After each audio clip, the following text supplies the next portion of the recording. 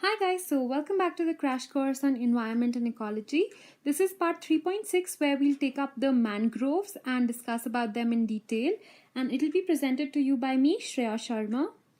So that's me right here, and you can read more about me here, and in case you wish to follow me, you can do so using this link so that whenever I create a new course or add a lesson, you're notified for the same.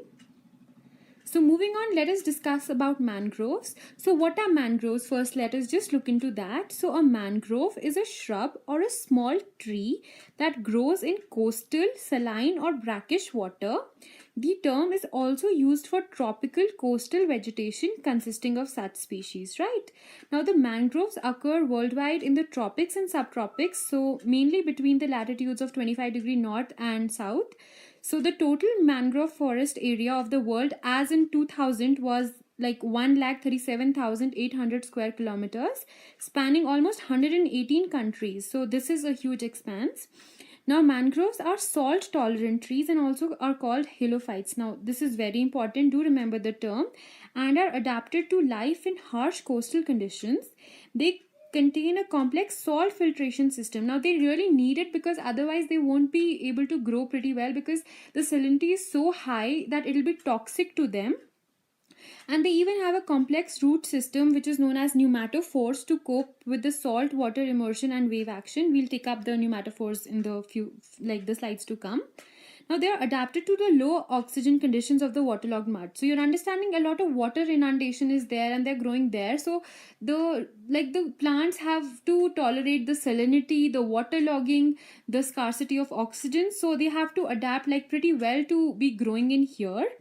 Now the word is used in at least three senses. So basically the three ways that mangroves are used is most broadly to refer to the habitat and entire plant assemblage, or mangal as it's mentioned, for which the terms mangrove forest or biome is used, right? The second one is to refer to all the trees and large shrubs in the mangrove swamp, and the third one here is to refer to the mangrove family of plants. So basically Rhizophoriaceae here. That is a bit too much of information, but I thought I'll include this so that you have a fair idea.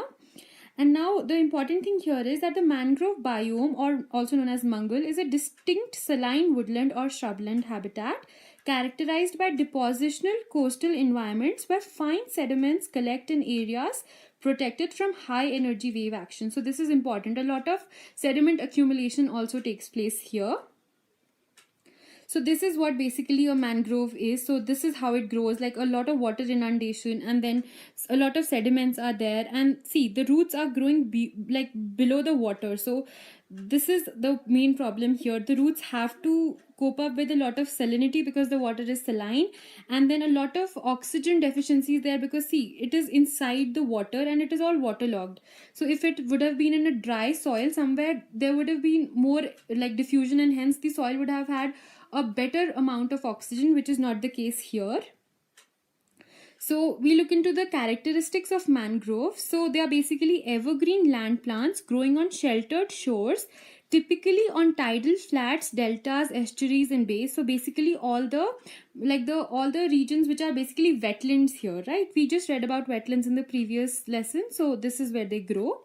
Now the best locations are where abundant silt is brought down by rivers or back shores of sandy beaches. So this is important. Then they are adapted to salinity, stress and waterlogged anaerobic conditions. They have to be, because this area is highly saline, a lot of waterlogging is there. So in order to be growing here, the plants have to be adapted, well adapted rather. Now it has pneumatophores to overcome respirational problems in the anaerobic soil conditions. Now this is important because as we saw in the last, the previous slide here, the water is all over and the roots are inside, right? So in order to overcome the anaerobic soil conditions, the plant has pneumatophores. So you look here, the pneumatophores are also known as the breathing roots, and here they are negatively geotropic. All roots are positively geotropic where they grow downwards towards the earth, but here they are growing upwards. So you see this is the normal root, and then there'll be an extension like this to the top part here, and it has small pores which are used for gaseous exchange. So these are pneumatophores. This is important, just remember it. then their leaves are also adapted, so they have some salt secreting glands, because see, because a lot of salinity is here, so in order to just do away with it, they'll need to secrete the excess salt, so their leaves are capable of doing that. Then a very characteristic feature of the mangrove vegetation is the viviparous mode of reproduction. So what happens is that after the seed has been formed, the seed germinates on the plant itself. So it is attached here and it germinates to a certain extent before being dispersed. So like the normal trees or like the normal plants, they just disperse their seed. That doesn't happen here. Seed germination occurs on the plant itself. So this is termed as a viviparous mode of reproduction. Very important. Then some still roots are also present in order to support the plant, right? Now there is an immense role of mangroves as to they are very important. We'll just look into that. So let us see that. First and foremost, they stabilize the coastal shores. Then they provide breeding grounds for fishes and other aquatic organisms. Now this is a very important point. Mangroves do harbor a lot of like biodiversity, and they are extremely good breeding grounds for the aquatic organisms. Now they help to moderate the tidal floods and reduce inundation of coastal lowlands. So had the mangroves not been there, the entire effect of the coastal tides would have affected the place, right? So they help to counter that as well.